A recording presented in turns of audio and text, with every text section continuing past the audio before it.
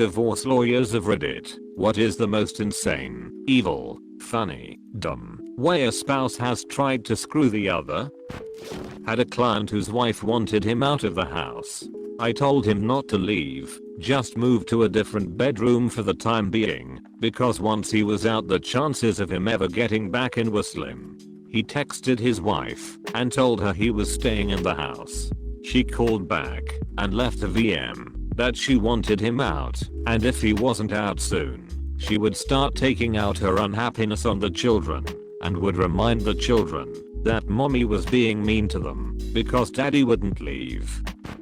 I work for a divorce attorney now, but the craziest thing came to my attention when I worked for the prosecuting attorney.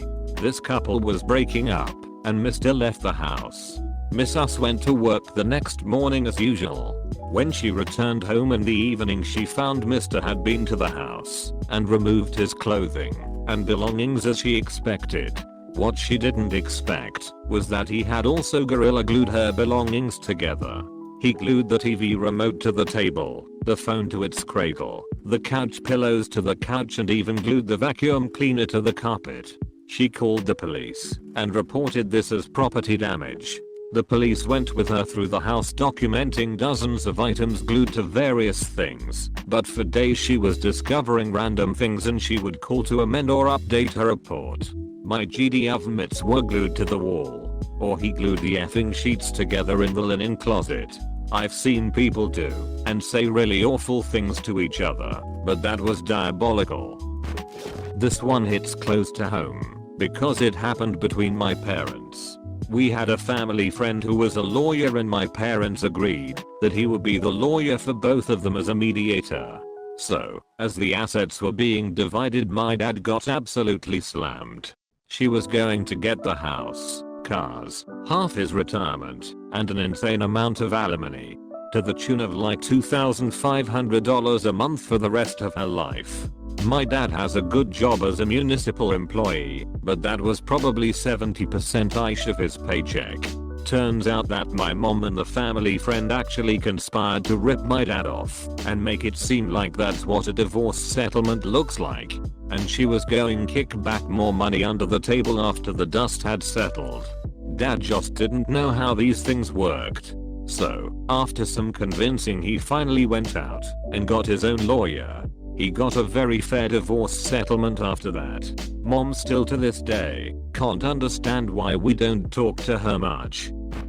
How about a wholesome, insane one? I know, but this was told to me by my mom regarding the divorce she got from my dad.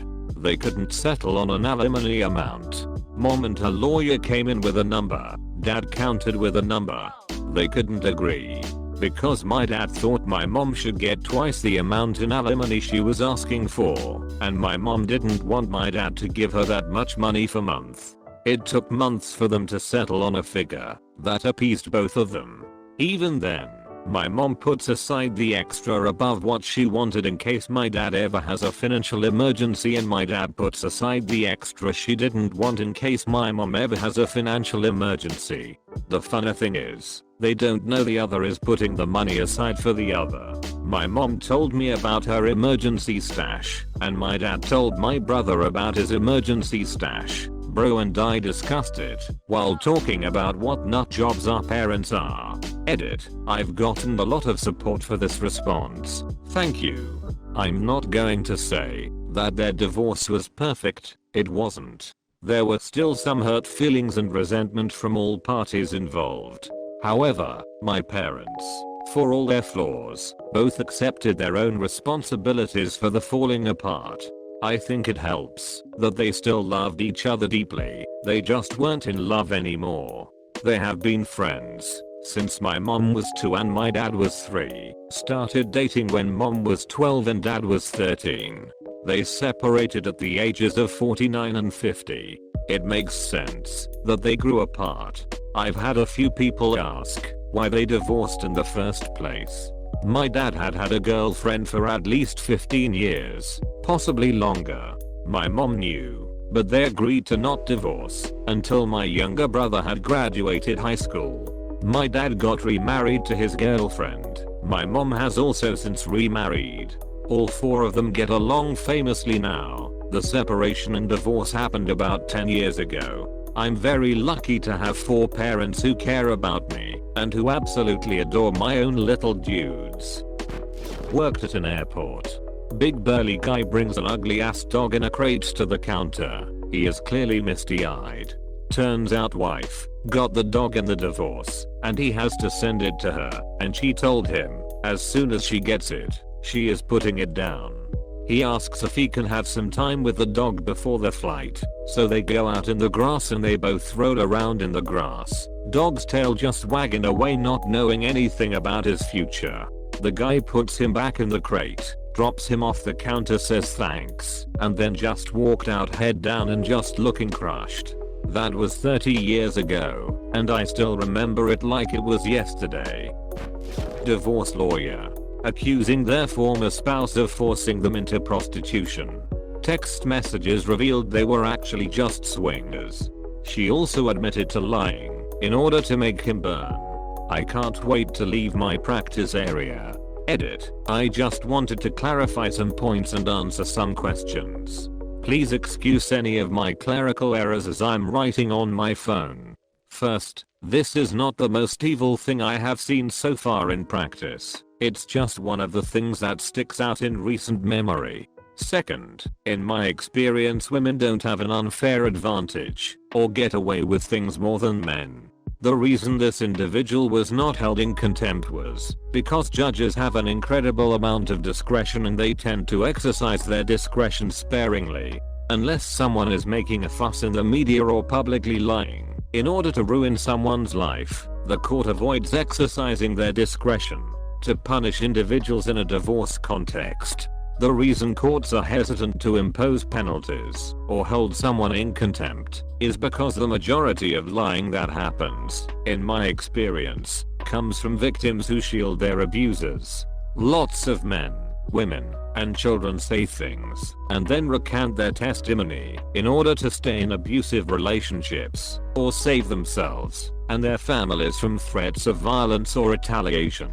Victims need to feel safe to tell the truth. Having penalties gives the court a stick, and having discretion gives the court a carrot. Ultimately, we all want the truth, and holding someone in contempt, or threatening to hold someone on contempt, is one mechanism that helps us uncover the truth. Finally, women, men, judges, commissioners, and lawyers are all human beings. I've met humans who act like monsters and I've met angels dressed as humans. My sincerest hope is that we treat others the way we would want to be treated, and remember that we all make mistakes. Yes, I charge for my services and my duty is to serve my client to the best of my ability. Some clients just want it all to end, while others want to fight over the keychain they bought at Walmart 5 years ago. If that keychain means a lot to my client, I explain how much that keychain will actually cost them in the end and let them decide if it's worth it. I have met attorneys who drag out litigation to run up fees.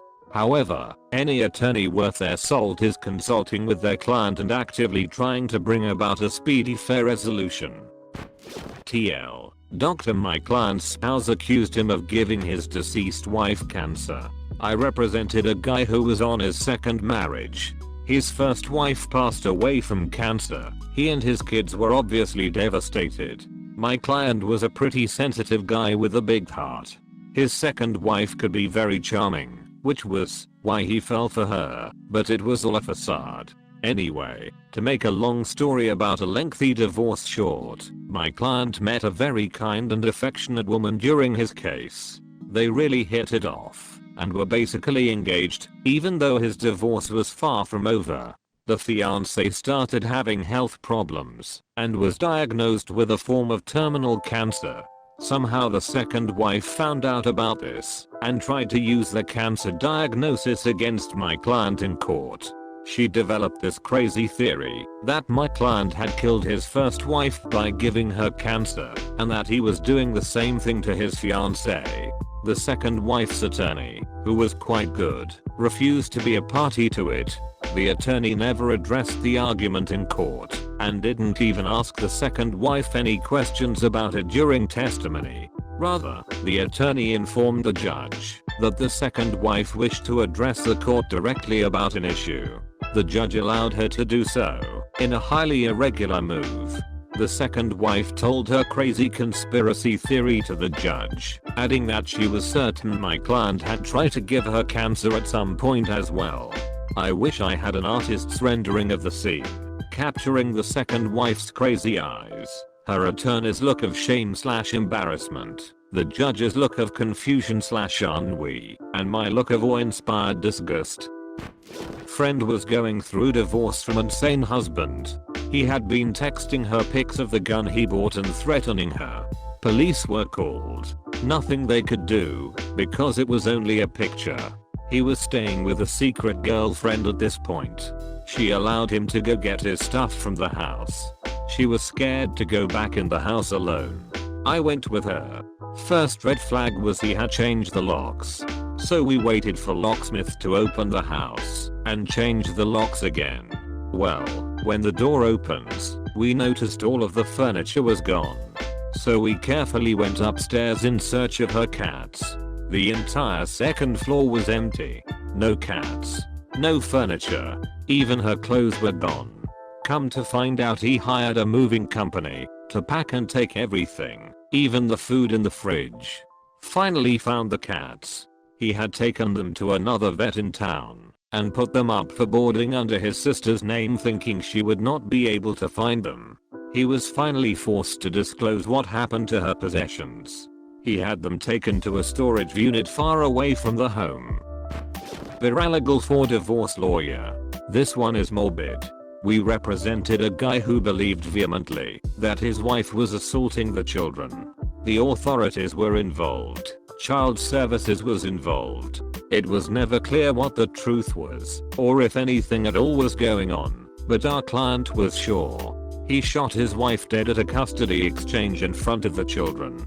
He then sat down and waited for the authorities. We visited him in jail with his criminal defense attorney. As we were leaving, he told me, "Well, I guess the divorce is over now." And he laughed. This was the first time I had ever been speechless. Edit. This has gotten a lot of responses. I can't really reveal details or context here. But I can safely say that defending this action as heroic or understandable is an incorrect takeaway. There are no heroes here. The trauma this man put the children through is incredibly selfish, regardless of his intentions. There are so many other options that could have been explored, many of which were being explored when this happened. He abruptly put an end to all of them, making the truth forever impossible to discern. Edit 2. Where are they now? The children are in the custody of a family member. They are safe and well, although will no doubt need extensive therapy as they get older. Guy is in jail. I'm unsure of his final sentence. However, I doubt he will ever leave. Edit 3. What did the kids say? Forensic interviews are super confidential, and this case didn't have the chance to go to a hearing. However, after multiple interviews with both children and the parents, neither the police, child services, guardian ad litem, or child advocate recommended that the mother lose custody or visitation, nor did they require it to be supervised. All of these matters were ongoing when the mother died. Story about a wife wanting half the family business and is blocked by the husband transferring ownership before divorce is filed and donating their common assets. This is awesome. Cunty wife wanted his business. Now she has nothing. Story about a bitter, possibly mentally unwell man shooting his ex-wife dead in front of his children. Wow, he must have been right, she was secretly abusing the children. Meanwhile, all over divorce/custody/breakup posts, it's just that the world is so biased for women. Everybody always supports them. Men like can't catch a break.